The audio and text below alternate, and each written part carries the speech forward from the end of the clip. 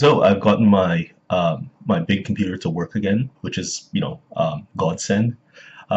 It's been a while, but I'm gonna have to do some rearranging when it comes to the camera and making these videos and all that stuff. But for now, I'll just keep things the way they are. We're using my small computer to do these videos, and then we'll change things up maybe later on.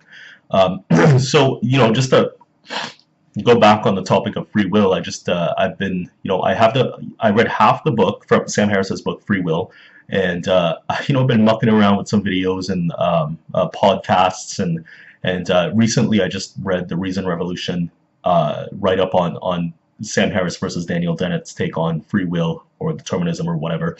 So I'm not really a trained philosopher, but I do get the arguments, and I'm finding that this kind of notion, and I don't know how well Sam Harris would explain this, and I don't know if I'm just completely missing the point of what he's saying. I could be, but I do see this recurring theme of basically truth, and he had that big argument with Jordan Peterson about truth, et cetera, on his podcast.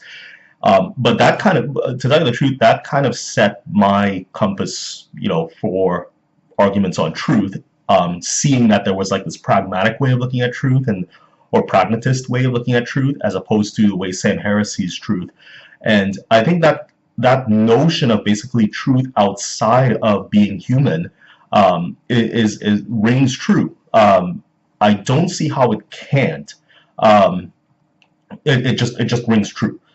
So looking at the issue of free will and reading Reason Revolution's kind of summary of the arguments, I still can't bring myself to see how Dan Dennett's, Wittgensteinian understanding of the language and all this stuff plays into reality, or deterministic causes. Like, I mean, I think I made a video about this once, but I think I mentioned the fact that we cannot tell the known unknowns, right? That we cannot tell what happens in the universe by any stretch of the imagination when it comes to accounting for everything that happens in the universe means that we have no free will, because we can't, I mean, it's not that we don't know, it's that there are known unknowns. So we cannot account for everything that goes on. And, you could, in our minds, and you could even look to some of Sam Harris's references to experiments that show that our conscious physical actions are actually arise in the subconscious before, and the experimenter can tell you what you're going to do before you're doing it. So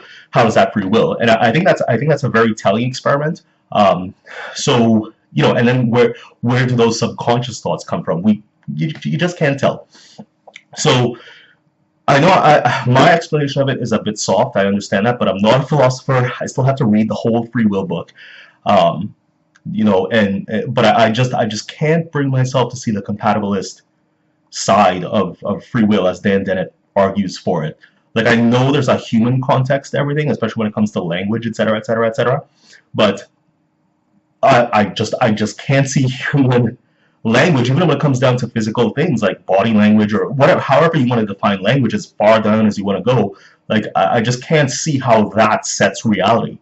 And like I said, I don't know if I'm agreeing with Sam Harris. If Sam Harris thinks what I'm thinking is true, or he has a more nuanced way of explaining it, or a more sophisticated understanding of what I'm trying to say. I don't know. I should read more about it. But so, I mean, the other day I'm thinking about this too, and I'm thinking about, well, there's a ton of species that have gone extinct, and for as much as we can't tell how conscious animals are, I mean, the world continues to exist even without their existences.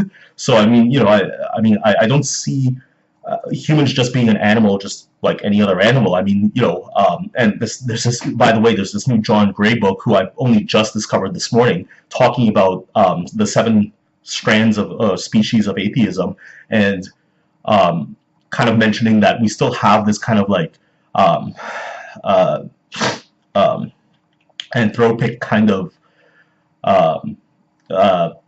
feeling, these kinds of like these feelings of the centrality of the human being, which as John Gray kind of mentions in this book, which I would love to read, is kind of like misguided and a little bit too kind of arbitrary. But anyway, yeah, species that that have not existed on the earth have continued their understanding of reality in whatever diminished or advanced way they used to think about the earth or the universe. I mean, is gone, and it is now lost to history. And but the truth of the universe continues. So that's my thing. I've just been reading a lot about, not reading a lot, but these articles about motherhood and women in society do keep coming up. And just as a by the way, I think there's a real emphasis on having kids and doing the whole kid thing. But it's not like I'm anti-kid. I'm just saying that I don't think, and I'm kind of pulling from Hillary Clinton here a little bit in terms of her Planned Parenthood type speeches. The world doesn't need more kids. But anyway, life goes on, and I think we can reliably kind of bet on us being around for a long time, and we might as well just make things, the best we possibly can while we're, on the earth, because we're going to be here for a while. So that's all I have to say on that.